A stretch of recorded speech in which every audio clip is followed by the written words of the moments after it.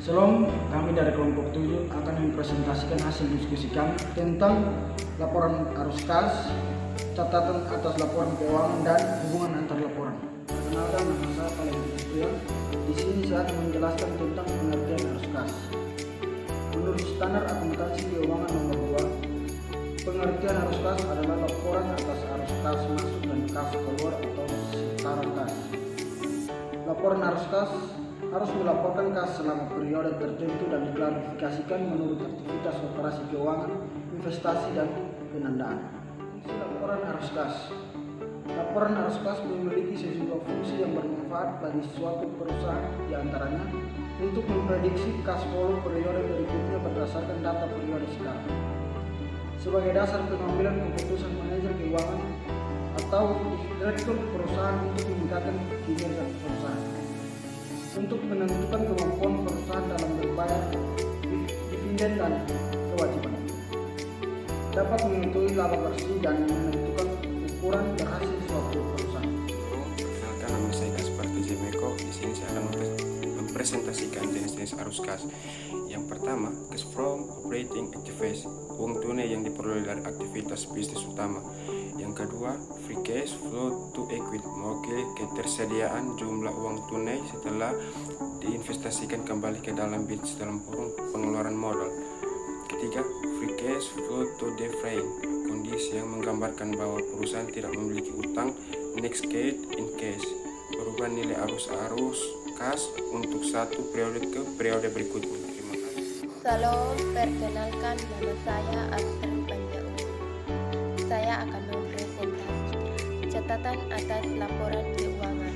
Menurut Saketaf 2009 Par 8 ayat 1, catatan atas laporan keuangan KAL bagian A berisi informasi sebagai tambahan informasi yang disajikan dalam laporan keuangan.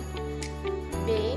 Memberikan penjelasan naratif atau rincian jumlah yang disajikan dalam laporan keuangan dan informasi pos-pos yang tidak memenuhi kriteria pengakuan dalam laporan keuangan. KAL mengungkapkan hal-hal berikut Saketaf 2009 Par 8 ayat 2. Ada 3 bagian. Yang pertama, informasi tentang dasar penyusunan laporan keuangan dan kebijakan akuntansi tertentu yang digunakan oleh perusahaan. Yang kedua, informasi yang diwajibkan dalam Saketaf tetapi tidak disajikan di neraca, laporan laba rugi, laporan arus kas, dan laporan perubahan ekuitas. Yang ketiga, informasi tambahan yang tidak disajikan dalam laporan keuangan tetapi relevan untuk memahami laporan keuangan. Terima kasih. Shalom, perkenalkan, nama saya Aryan Toledo. Di sini saya akan menjelaskan tentang metode pembuatan arus kas. 1. Metode langsung. Dalam metode ini, aliran kas dari kegiatan operasional akan dikelompokkan menjadi kas masuk dan keluar. 2. Metode tidak langsung. Metode tidak langsung menunjukkan hubungan antara laporan keuangan laba rugi, neraca, dan arus kas karena lebih memusatkan perhatian laba bersih. Kemudian ada komponen laporan arus kas. 1. Arus kas dari aktivitas operasi. Komponen ini berasal dari transaksi kegiatan yang mempengaruhi laba rugi dan bersih. 2. Arus kas dari aktivitas investasi. Arus kas investasi adalah pemasukan dan pengeluaran yang terkait dengan investasi jangka panjang perusahaan di masa depan. 3. Arus kas dari kegiatan perdanaan. Kas yang berasal dari perdanaan pemegang saham di suatu perusahaan tersebut. 4. Kas dan setara kas.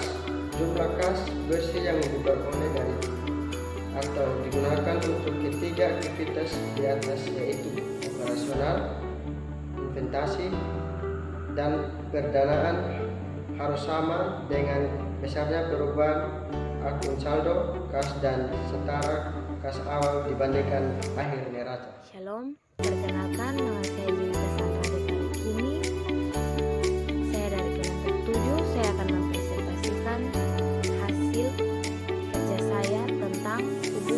antara laporan.